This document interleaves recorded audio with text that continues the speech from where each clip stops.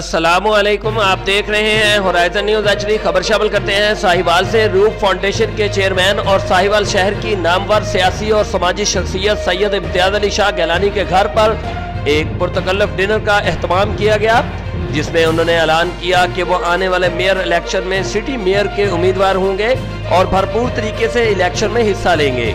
उनकी रिहाइशगाह पर शेख रशीद अहमद परवेज, इकबाल जोया, मोहम्मद अहमद मोल, बाबर सुल्तान गुज्जर, राना अफजल, अकमल जैदी, मुदस्सर शेख, आसफ कंबो और शफीक शाह इस मौका पर मौजूद थे, जिनका कहना था सैयद इम्तियाज अली शाह एक ईमानदार इंसान है और उनके मेयर बनने से साहिवाल शहर में बेहतरी आएगी।